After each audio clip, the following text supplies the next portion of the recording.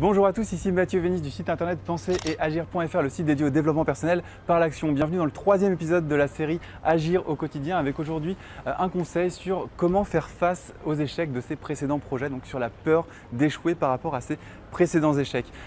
Juste avant de vous parler de ça, je vous invite à vous abonner à la chaîne YouTube pour recevoir les vidéos, vu que j'en fais une par jour, jour après jour. Si vous cliquez sur le bouton s'abonner juste en dessous de cette vidéo, vous allez tout simplement recevoir une notification dans YouTube dès qu'une nouvelle vidéo sera publiée.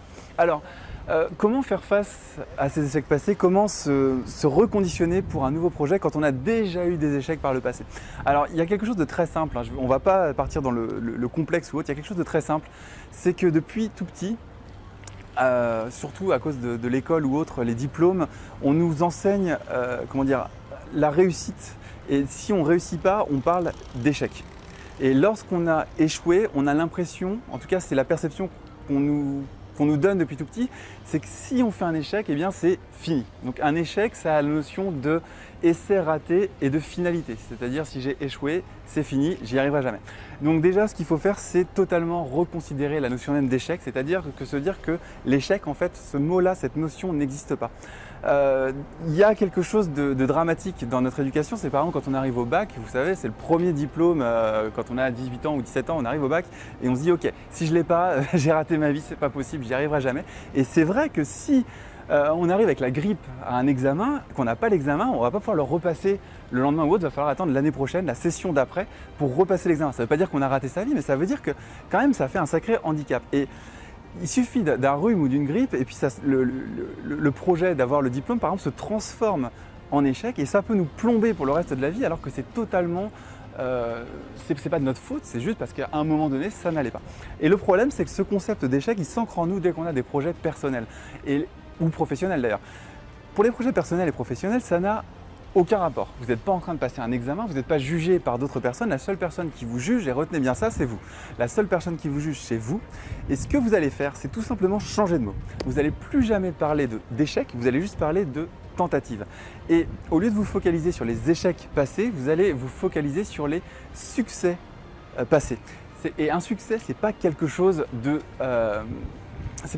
grandiose, c'est pas quelque chose de rare à atteindre. Un succès, c'est quelque chose de très très simple. Je vais vous donner un exemple très simple. Là aujourd'hui, je suis en train de faire une vidéo, j'en ai déjà fait plein sur la chaîne YouTube, j'ai déjà écrit des centaines d'articles sur mon blog, j'ai fait des formations en ligne, j'ai fait plein de choses. Ça, c'est tous mes succès passés, je suis d'accord. Mais là, je fais une vidéo aujourd'hui et quand on va arrêter la vidéo, quand la personne qui filme va appuyer sur stop de la vidéo, c'est un succès. J'aurais fait une vidéo de plus, c'est un tout petit succès, mais c'est là-dessus que je vais me focaliser. Ce qui se passe, c'est que la plupart des gens, l'éducation qu'on a dans notre société, la morosité ambiante, on parle toujours de crise ou autre, on réfléchit en fonction d'échecs. C'est-à-dire qu'on se base sur des échecs et pas sur des succès. Si on vous demande, si vous avez envie si vous avez un projet en tête ou autre, vous en parlez à quelqu'un. Si vous avez déjà essayé le projet avant, la personne va tout de suite vous dire oui, mais souviens-toi, tu avais raté, donc pourquoi est-ce que ça fonctionnerait? Et c'est totalement absurde. Si on était dans un monde idéal, si vous écoutez mes conseils, si vous appliquez ce que je vous dis, plutôt que de dire rappelle-toi, ça n'a pas fonctionné la dernière fois, vous allez vous dire ok, rappelle-toi, dans le projet que tu as fait la dernière fois qui n'a pas fonctionné, il y a ça et ça et ça qui ont marché, comment est-ce que tu vas améliorer cette partie-là ou ces parties-là qui n'ont pas fonctionné? Et puis c'est en améliorant ce qui n'a pas fonctionné que vous allez avancer, que vous allez aller vers la réussite. Ensuite, vous allez être orienté vers la réussite à l'avenir. Ce qui est très important à comprendre, c'est que tout est une question de perception et de focus. La façon dont vous percevez une notion, les mots que vous employez vont changer votre comportement au quotidien. Si vous parlez d'échecs, vous allez aller vers les échecs. Si vous parlez de tentatives, vous allez aller vers des tentatives. Si vous parlez d'amélioration continue, je tente, je regarde ce qui n'a pas fonctionné, j'améliore et je repasse à l'action, je réessaye, vous allez forcément être orienté vers la réussite et vous allez réussir. C'est aussi simple que ça. Le problème, c'est que le fait de le dire et que ce soit aussi simple, les gens n'y croient pas.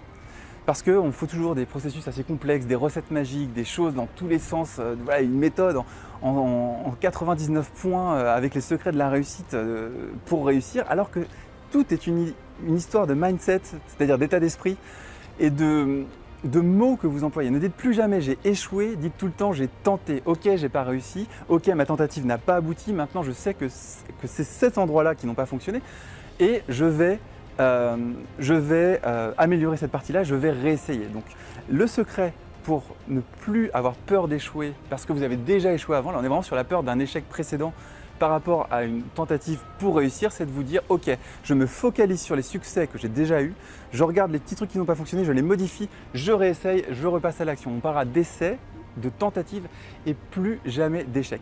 Et enfin, je vais vous présenter une croyance. Alors ça, c'est une croyance que j'ai moi profondément et qui va tout simplement changer votre perception de l'échec à vie. C'est une petite phrase.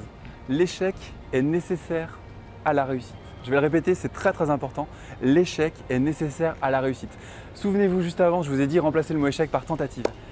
La tentative est nécessaire à la réussite. Forcément, pour réussir, il faut tenter, tenter, tenter, tenter, tenter. Si vous ne tentez pas, vous n'y arriverez pas. Si vous échouez pas, vous n'y arriverez pas. Renseignez-vous, tous les grands de ce monde, que ce soit les Michael Jordan, les Arnold Schwarzenegger, toutes les personnes qui ont fait des choses exceptionnelles. Vous regardez leurs interviews sur YouTube, il y a des interviews très inspirantes de ces gens-là. Vous regardez des interviews de Will Smith aussi, qui est vraiment très inspirant là-dessus.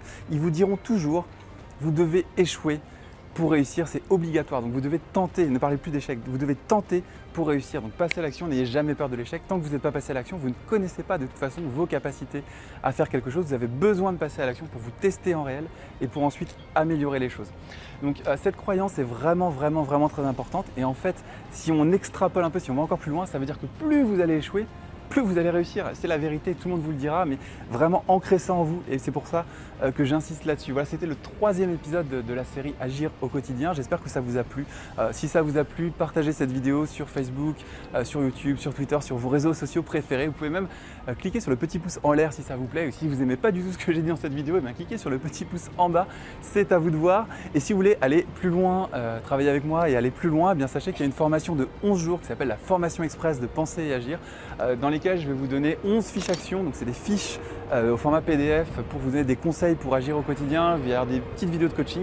Tout ça c'est 100% gratuit. Vous avez un bouton qui s'affiche en ce moment sur la vidéo. Donc cliquez dessus, inscrivez-vous et puis on pourra commencer ensemble la formation express. 11 jours de formation gratuite pour vous.